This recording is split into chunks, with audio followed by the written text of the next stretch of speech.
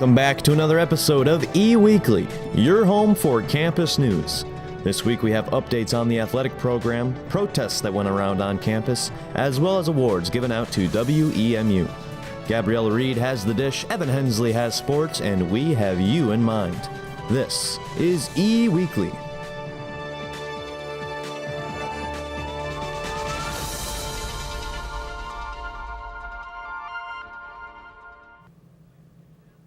Welcome back to E-Weekly, everyone. I'm Evan Hensley, filling in for Sarah Potaracki, and we've got a busy show coming up.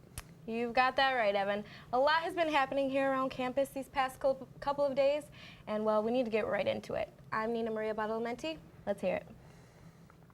EMU President James Smith sent out an email on Tuesday morning to the EMU community informing of the administration's decision to eliminate 4 sports programs from the athletic program at the end of the semester spring season. The decision to make these cuts was made to help restructure the current financial crisis the university is taking on. Softball, wrestling, men's swimming and diving, and women's tennis will all be cut from the university, knocking down EMU's total number of athletic programs from 21 to 17. Smith says he is very saddened by having to make this move. Smith and the athletic director, Scott Weatherby, met with coaches and athletes affected by the decision early Tuesday morning. These cuts will open up $2.4 million for the university. I'll have more on that story later in the show. The recent EMU layoffs and position cuts have students and faculty in an uproar. 60 positions were cut, including the layoff of secretarial positions that left 17 previous staff members without a job. On March 15th, over 100 protesters marched down Cross Street, holding bright yellow signs reading, "No cuts, save EMU staff," and shouting phrases such as "EMU, shame on you," and "chop from the top." Students and staff were not the only ones there to show their support. The Lecture Employee Organization and the Huron Valley Area Labor Federation were in the crowd holding signs and chanting as well. And Democratic gubernatorial candidates Abdul El Sayed and Bill Cobbs both made an appearance and spoke to the crowd. After a half an hour of marching, the protests ended at Welch Hall, all gathering around the fountain to hear the candidates, as well as political science professor Judy Kilberg speak about overspending on athletics and the strain it has caused education. They talked about the importance of empowering the students and faculty to have a say concerning the decisions of the institution. There will be a town hall event to discuss the state of EMU on March 24th in Pray Herald, room 204. WEMU is recognized once again as one of the best in the business. For the second time in 3 years, WEMU has recognized by the Michigan Association of Broadcasters as the Public Radio Station of the Year. The MAB's yearly Excellence in Broadcast Awards were held at the Lansing Center last Wednesday evening. Not only did WEMU walk away with the Public Radio Station of the Year, but they also brought back 3 Best in Category awards. They were recognized in musical programming, use of new media and news specials, or public affairs program. Congratulations to Walter Kraft, Patrick Champion, and everyone else over at WEMU. A 28-year-old man was left dead in Ypsilanti Township the evening of Monday, March 19th. The man was shot in the Rosewind subdivision along Tuttle Road in Ypsilanti in a yard that he did not own. Neighbors claimed to have heard an alleged fight break out before the gunshots. Nearby resident Rachel Miller was cleaning her yard with her daughter when she heard the gunshots and looked to the neighbor's lawn to see a man lying on the ground who appeared to have suffered a gunshot wound to the face. When Miller realized what had happened, she started to run toward the scene, but a man standing close by told her to call the police. She ran inside to do so, and when she came out, the man was gone. She proceeded to the incident to perform CPR on the man who was shot. The man who fled the scene was arrested shortly after, and the man who was shot was pronounced dead at the site of the incident. Authorities are investigating, and no further details have been given. We'll have more after these messages.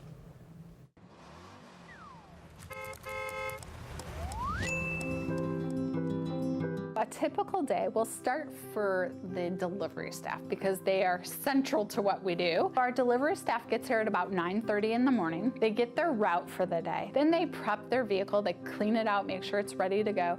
They get their hot boxes all set and ready. Valley Food Services, who is our commissary for our food preparation, will come to Meals on Wheels between 9:45 and 10 a.m. They get here, we count out the meals, we temp them to make sure they're at the appropriate heat. Then they section them out and count, make sure we have the exact number of meals we need, and then they get the sides that go along with the hot entrees, and they have that bag and they put that in a cooler, and then they load that into their vehicle. Then they do their exit checkout, and then they're ready to go on their route. So typically they're out of here no later than 10:15, 10:30. Then they start their deliveries, and it takes them about 2 to 2.5 hours to make those deliveries. So for myself and our office staff, I typically get here about 8:30 to open the office. We check our messages. Then we also do some prep work for the routes. If there needs to be some logistical changes for routing, we try to do that. Typically I start by answering emails from volunteers and from our funders, and then my work kind of starts into doing some grant writing and who I have to go meet with today, if I have to meet with a funder or a partner program. And then Carrie does a lot more of the office work as well. So between our primary hours, Carrie will also probably do anywhere between 1 and 3 intake calls for clients who might need to get on our program. So she does that, and it takes roughly about an hour to do that over the phone with a client. She'll kind of help with all the paperwork that we have to file from a state level, sets up appointments for our nursing staff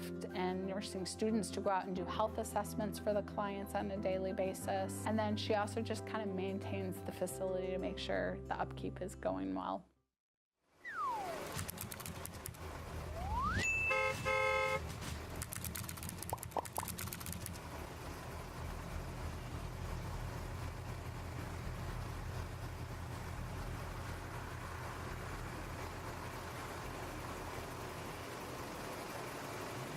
So I tried logging into my .emish account and it wouldn't let me in. So I went down to the help desk and they said I had already changed my password.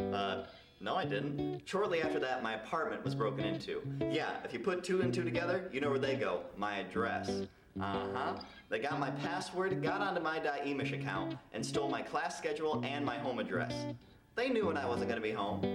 I should have known that a password of ABCD1234 isn't too hard to guess. Now, I'm more careful about choosing a password. I take a word that's 8 to 10 letters long that isn't too personal to me, and I change some characters around. For example, the word college, C-O-L-L-E-G-E. I can change the L's to 7s and the E's to question marks. Don't use college, okay? You have passwords for a reason. Take the time to make one that is unique and easy for you to remember, yet hard for someone else to figure out. My name is Daniel, and I'm trying to be safe. Welcome back to eWeekly. It's good to be next to Evan. He's going to update us on an event coming up on campus. The Latino-Latina Faculty and Staff Association will continue a fairly new tradition as they look forward to hosting the 10th annual Cesar Chavez Luncheon next Wednesday, March 28th.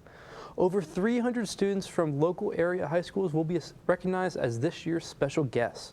Executive Director of Hispanic Latina Commissions of Michigan, Felipe Lopez Sesteta, will serve as the keynote speaker for the luncheon.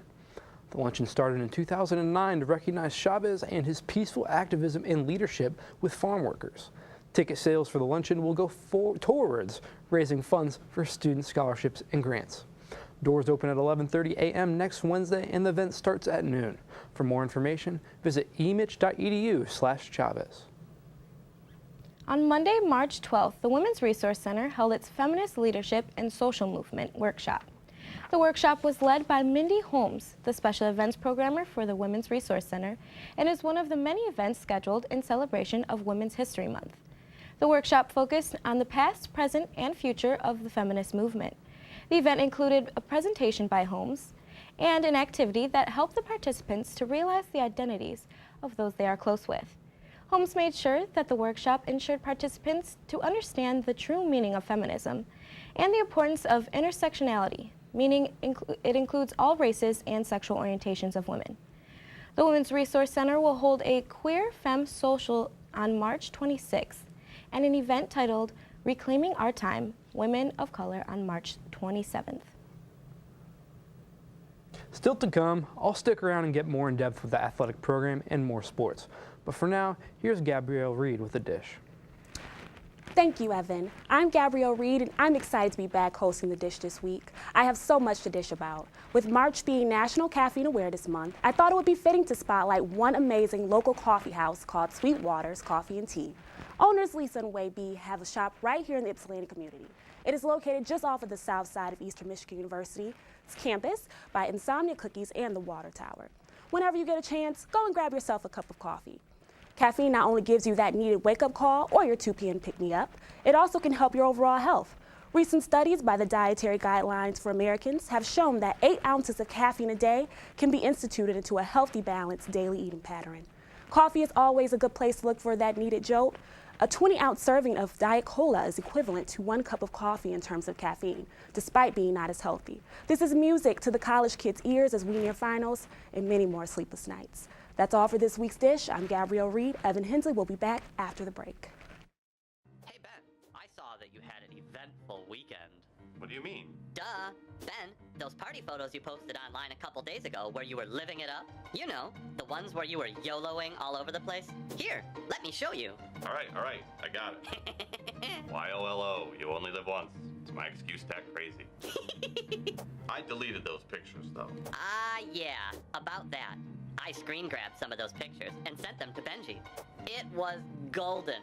You have to remember, Ben, what goes online stays online. And once it's out there forever. Well, it's out there now. Most of the time, after something gets posted to social media, it will be duplicated many times from server backups, living in the cloud forever, even after you remove it. A good rule of thumb is if you think what you're about to post could be harmful to you or someone else, just don't post it. Yeah, last thing I want is for my family, or even worse, my employer or my friends to see me YOLOing all over social media. Yeah, that applies to more than just pictures, you know. It can apply to all types of content posted online, including text and videos. Oh, man. You should also be cautious about the amount of personal information you have available online for people to see, such as your full name, birth date, address, phone number, mother's maiden name, etc. Yeah, I'd hate for someone to see you're going to be at a party Saturday night, go to your profile, get your home address, and break into your house while you're out partying. Or use your birth date and your mother's maiden name to answer a security question in an attempt to reset your online password and hack your account. I definitely wouldn't want that to happen. Me neither. But being selective about the information you have accessible for people to see is very important. Check your privacy settings on your social media sites to make sure they only have information you want people to see. Yeah, I like to copy my profile URL, log out of the website, and paste it back into my web browser. Then I look over my profile to get an idea of what information of mine is open to the public. That is a great idea. It sure is. So what else are you going to do, Ben? I'm gonna stop and consider any consequences before I post any type of content to my social media websites.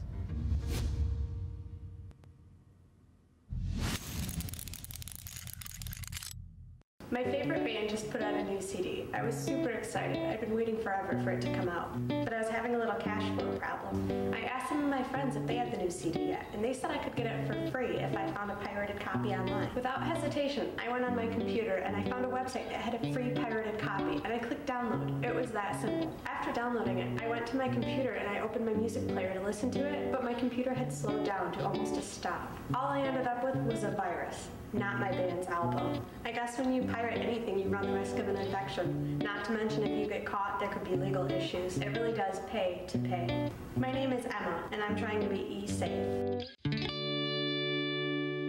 I'm addicted to Facebook. I'm always on it. I was checking on my feeds one day when I noticed an ad to test and keep an iPad. So I clicked the link. All I needed to give it was my contact info. You know, home address, email address, cell phone number. Seems pretty easy to get a free iPad. A week goes by and I never get a new iPad. And I noticed I was getting hundreds of text ads on my phone. Because of all the extra text messages sent to my phone, my bill went up $10. Yeah. I wasn't getting a free iPad. They were just fishing for my phone number to sell to advertisers. I know there are legitimate ads on Facebook, but if it sounds too good to be true, it probably is. My name is Nate, and I'm trying to be e-safe. Welcome back. This is Eagle Sports, and I'm Evan Hensley. As mentioned earlier, the talk around campus has been about the decision to cut 4 programs from the athletic program. EMU men's swimming and diving, wrestling, softball, and the tennis teams will all be cut at the end of this school year. EMU has fallen from 21 sports to 17. These programs are quite controversial to be eliminated because the wrestling team just sent 5 athletes to the national championship, while the swim and dive program has won 34 MAC titles, the most by a single team in the Mid-American Conference. The wrestling team is coming off their most dominating season as they sent 5 wrestlers to the NCAA championships, which ties a program record. Zadarian Perry was named All-American as he finished 8th at the tournament for the 141 weight class. EMU's athletic director Scott Weatherby addressed the media yesterday afternoon in an emotional response about the cuts, saying he felt handcuffed and that he walked into a terrible situation. Weatherby has been the AD for EMU for only 8 months. The full video of him addressing the media can be found on YouTube with more details of the cuts online. Now on to the games. The men's basketball team season came to a close with a 69-62 loss at Sam Houston State on Monday.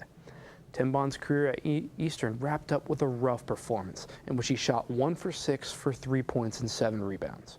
In fact, the Bond Minnie Thompson trio combined for a lousy 10 points on 3 for 18 shooting. Freshman Kevin McAdoo led the way for the Eagles with 23 points, and Paul Jackson wrapped up his first full year as an Eagle starter with 12 points and 7 assists. Bond is the lone senior for the Eagles as they look to bring back the majority of their core for next season. It was a fun season, no doubt, and Rob Murphy and the Eagles look to build from this season onto the next. Wrestling may have performed for the last time, but that made a big statement last week. The team sent 5 NCAA qualifiers to Cleveland, which tied for a program record, with 2 advancing past the first day. Kane McCollum dropped his first match, but was able to fight his way into the consolation bracket, but eventually fell on the second day, finishing the season as the MAC champion. So Darian Perry became the talk of the tournament, where he became EMU's first All-American since 1999.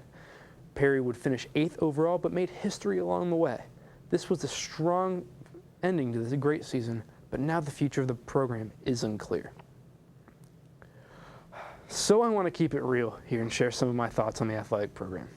It has been a wild week for not just EMU athletics, but for the entire university as a whole. There's been a lot of finger pointing at not just administrators, but also athletes and students. I'll be honest, it sucked, but we had to get rid of 4 programs. It's not fair to the athletes or the coaches. I mean, wrestling just finished off one of the greatest seasons ever, and our swimming program is one of the most decorated programs in sports in the whole MAC. And our softball and tennis teams are no pushovers either. So where does the blame go? To the football team? They are the most expensive program EMU has, but they also produce the most revenue, which has allowed us to have other sports. The administration, we are in debt. But we are in debt because they refuse to bend down to the prices of other universities at EMU's level and keep us as affordable as possible. Our athletic director, Scott Weatherby, the man got here 8 months ago and knew we had a budget problem. He didn't know it was this serious, though. Our former athletic director, Heather Like, however, did know of these problems, and she ran away. She ignited the $35 million athletic structure to be built knowing that athletics would be seen as the bad guy going forward. I'm not trying to push the blame. These are just the facts. Collegiate athletics is a deep and complicated business with a lot of moving pieces, and not everything is what meets the eye. That's all I have for this week. This was Eagle Sports, and I'm Evan Hensley.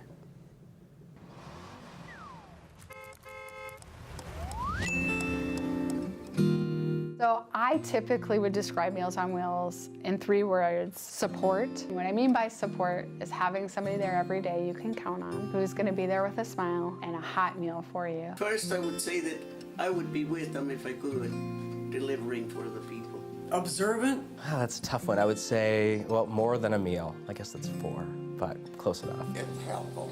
I mean, just the fact that somebody's doing something for you should make you feel better. Abundance. Fulfilling is probably the main top one.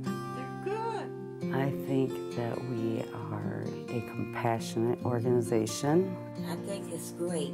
I give it thumbs up. It keeps us independent. Yes. It's the easiest, most fulfilling job I've ever had. It keeps us independent so we don't have to depend on anybody. Independence. Caring and steady and present, like we're present for these people, every day. Joyful, brings a lot of peace and a lot of happiness to you at the end of the day. Sharing. Caring, responsible. I think vital to the community. 3 words? I think it's great, actually. Not trying to steal from Tony the Tiger, but yeah, it's great. It teaches you portion control. Loving the community that they work in, trying to make the community better. Helpfulness. Actually, it's fun. Believe it or not, it's really fun and fulfilling to be doing this type of thing. Patience.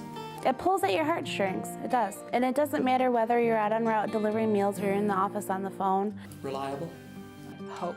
So people feel like they have hope, that they can stay in their home for as long as possible. I think all of us want to be where we're feeling most comfortable. Hidden, because we don't advertise. You know about the program, yet you don't think about the program. I think we're out there helping people more than a lot of people even know, so I think it's a very helpful program. I think it's a much needed program that there's a lot of people in our community who just really could use a program like Meals on Wheels that maybe don't even realize that it's there for them.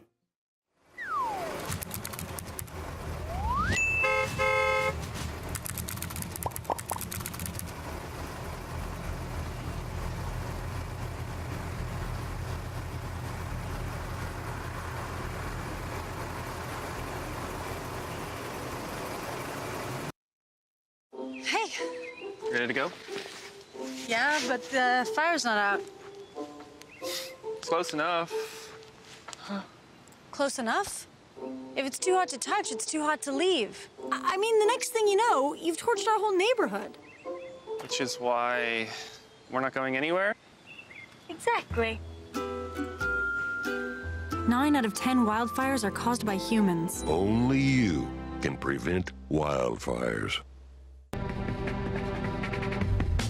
Hi, I'm Gordon. I'm here about your job opening.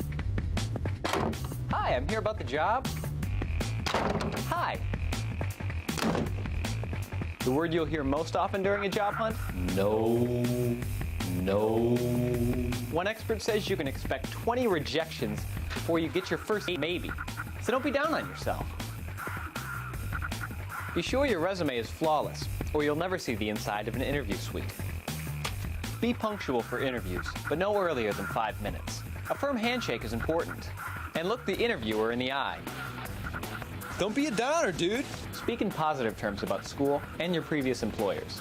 Sit alertly during your interview and show you're human. Smile a little.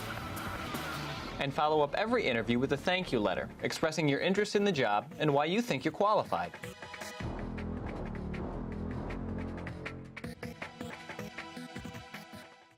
Packers. Viking. Packers. Viking. Viking. Red state. Blue state. Vegan. Carnivore. We come from different places. Uptown. Downtown. Optimists. We come to different conclusions. Half empty. Half full. But when we live united, we create real, lasting change in the building blocks of life. The education, income, and health of our communities, our families, united. Even the person next to us. Live united. Real change won't happen without you. So give, advocate, volunteer. Welcome back to E-Weekly. Before we wrap up the show, we have Jaden Shorts with what's going on around campus this weekend. Excuse me, Jaden. Thank you, Evan. I'm Jaden Shorts, and this is Ego Encounters. This Thursday, come out to watch a variety show called Self-Love and Laughs. The show will be held at the Alexander Music Building from 7 p.m. to 9 p.m. This show will be hosted by the EMU Rangers in the Safe House of Ann Arbor. This event is free and LBC approved. Please attend and give a donation if possible. On Friday, EMU will have their 30th undergrad symposium. This one-day conference will showcase the research endeavors of students through oral presentations, posters, displays, and more. It'll be a long day, but be sure to stop by EMU Student Center between 9 a.m. and 4:15 to check out the hard work. Later in the day, you can check out another Friday night movie. I know I will. Luke Skywalker fans, you are in for a treat. Star Wars: The Last Jedi will have 2 showings in the Student Center auditorium at 8 p.m. and 10:30 p.m. This event is free, open to the public, and LBC approved, so please bring your popcorn and get ready for a fun night. Over the weekend, the trombone, tuba, and euphonium students will play 2 shows in the Low Brass Studio recital on Saturday at 7 p.m. and Sunday at 4 p.m. You can enjoy the bellowing sounds of this free concert. That's all for activities. Temperatures will be in the mid-40s all weekend long as we are finally creeping up on the thermometer. Early next week, we will see showers, but we'll also be closer to 100 degrees than 0. And that is very encouraging. I'm Jaden Shorts, and this has been Ego Encounters. Thank you. Thank you, Jaden. It's definitely a busy week, and I'm sure the activities will continue in the upcoming weeks. So, Evan, I've heard you got a very interesting weekend coming up. Why don't you tell us about it? I'm really excited. You know, I have a job interview down in Evansville, Indiana on Friday. So I'm driving down tomorrow, about 7-hour drive, but they're paying for my hotel, they're paying for my gas. They might be paying for my food too, but I'm really excited. I'm sitting in some of their meetings, and they're going to talk to me a little about what they're expecting, but they're really interested in me, so I'm really excited. What about you? What's your plans? It's super exciting, Evan. I'm excited for you. I've got some boring plans compared to that, especially just working and getting prepared for the end of the semester because it's coming up really fast. So I'm excited, but you're graduating, so it's gotta be. It's been a breeze. You know, I got 1 month from the day I'm out of here, and part of me is excited, part of me is a little scared, but you know. We'll figure it out when we get there. Yeah, no, you're going to do great. I have so much confidence in you. And it's been really great sharing the desk with you. But I think it's time to wrap up our show. So make sure to follow us on social media at ETV@EMU. You can watch all of our shows on YouTube and now Facebook, whenever you want, wherever you want. That's all from me. I'm Nina Maria Badalamenti. And I'm Evan Hensley. We'll see you next week.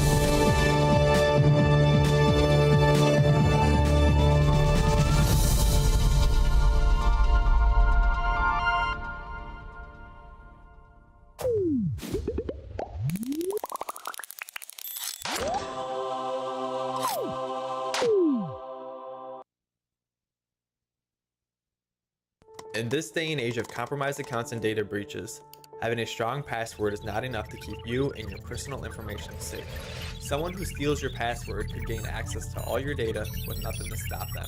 The Eagle Security Package offers Duo, a tool that provides an additional layer of security to your online accounts through two-factor authentication. This means Duo not only uses something you know, your password, but also something you have access to, such as your mobile device. Duo's two-factor authentication gives you the power to keep your data safe, even if your password is lost. Once Duo is set up, you can access protected sites with your login credentials like you normally would. But it will now be preceded by a message sent to your mobile device prompting you to accept or deny the login. If it's you who logged in, hit the green button to accept it. But if it's not you, hit the red button to deny it. By doing so, this extra step will take a forefront stance at protecting your online accounts from being compromised or breached, and you'll know right away if an attempt was made. For more information about Duo, please visit tiny.emich.edu/Duo.